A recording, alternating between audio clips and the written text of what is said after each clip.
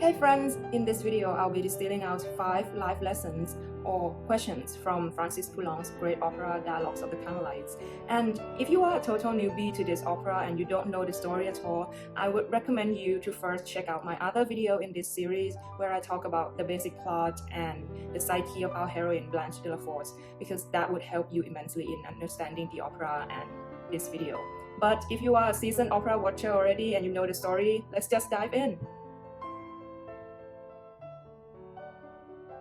Well, it's very clear from the opera, if you watch it, that Blanche de la Force, our heroine, is someone who is always scared of something and easily spooked. And if you ask me to identify what she's afraid of, I would say it's everything. You know, fear of not being able to figure out who she is and what her future holds, fear of the unrest during the French Revolution itself, fear of death, which is a big thing, and more philosophically, fear of fear itself. And in fact, there are several scenes where fear was portrayed in this opera in quite a disturbing nature. For example, in Act 1, we witness the Mother Superior die in delirium, shouting fear of death as her last word. That's very disturbing. And actually, Blanche is not the only one in this opera who exhibits fear. All the nuns were afraid of the unknown and death when they were sentenced to death. Well, this opera teaches us that we must have the courage to confront our fear instead of succumbing to them, in order that we would achieve our goals.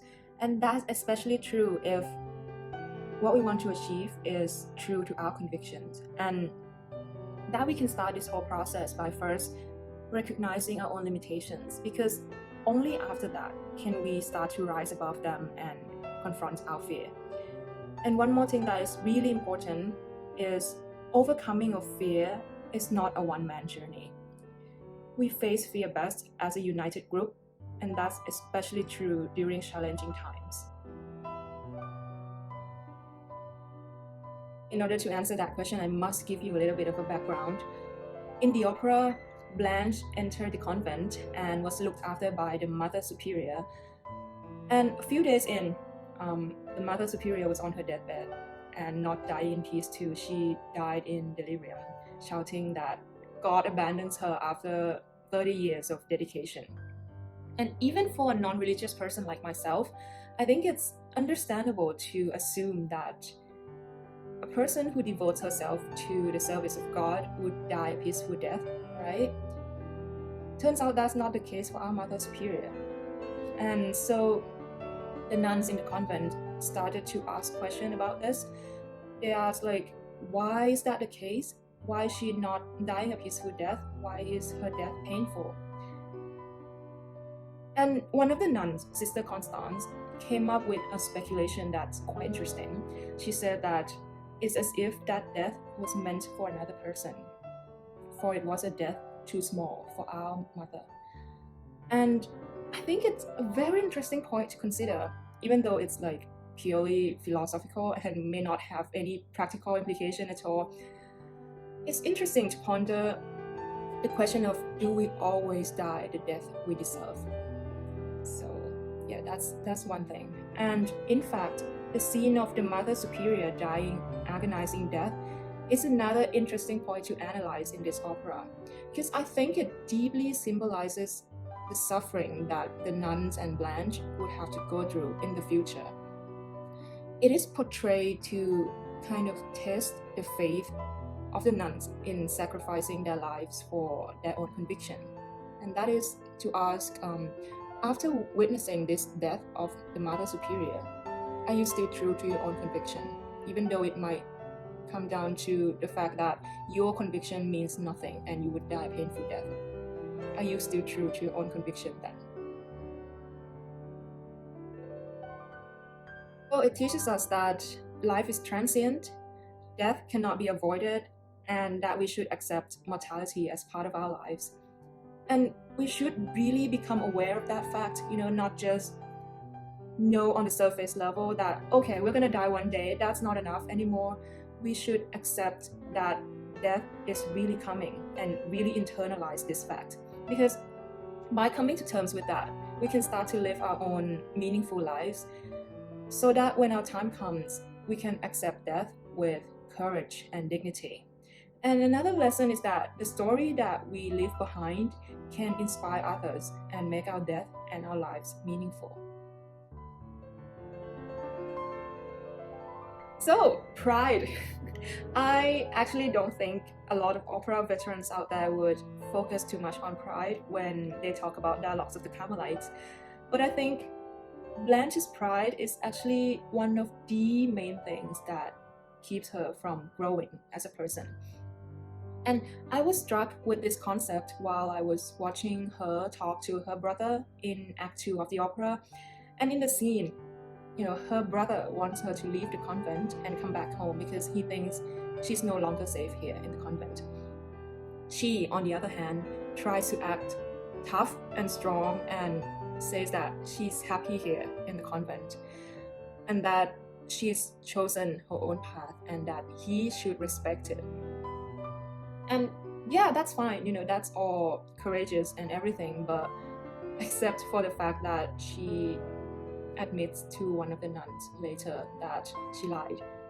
She lied to her own brother because she just couldn't bear all the pity and the contempt, and that she's feeling enslaved by the gentleness given to her by her brother, and she hates being treated like a child.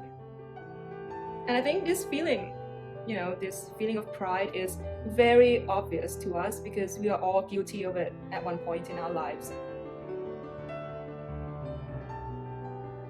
I think we all know that pride is one of those things in life that serves no purpose whatsoever.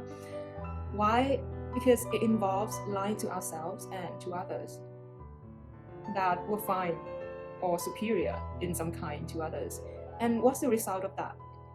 Well, we lie to ourselves, we refuse to believe that we have a problem, we don't ask for help, and other people would look at us and don't even want to come near us, let alone to offer help. And as with a lot of things in life, we overcome hardships with the help of others. That's really important, support system. And pride somehow directly prevents that. It prevents interconnectedness between us and other people. So what's the alternative? I think it's humility. And no, being humble is not being weak. I used to believe that for the longest time. And instead, now I think that being humble is being realistic. Because none of us is the best at everything, right? So being humble is giving ourselves enough room to breathe and to grow and to consider all the facts of life. It's basically giving ourselves a chance. So let's talk about faith and fate. So this is the concept that is at the very heart of this opera. And being a non-religious person, there are a lot of events that happened in this opera that didn't make any sense to me. And I've eventually realized that these are the things that can only be explained using the concept of faith in God. And as Sister Constance said in the opera, what goes by the name of chance may be nothing but logic to God. And I think a question that is related to that is, why can't we choose to become martyrs? And this is really important in this opera.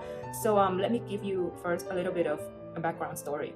So after the nuns were forced to renounce their faith, and after preaching became forbidden during the French Revolution, the nuns decided that it's better to sacrifice their lives for what they believe in, and that means entering martyrdom instead of denying who they are in order not to be killed. But actually it's not that simple. It's not that simple at all, because it's not up to them actually to decide who will become martyrs, but it's up to God. And I was like, what? Why can't we choose ourselves? Why is it up to God? And being a non-Christian, that didn't make any sense to me, and I pondered that question for a very long time. Why can't we choose ourselves? And I eventually came to an answer that martyrdom is a divine calling. So it's something only determined by God, and we can't choose to enter martyrdom ourselves. And by recognizing that it's a divine calling, it means that we trust in God's will and His plans for us. And I think, for believers out there, this is helpful in a way that it provides comfort, a strength, and purpose during tough times. For example, that there are someone out there looking after us when our lives are not going really well, and that He has a plan for us, and eventually our lives will be okay. And I think that's comforting for believers out there.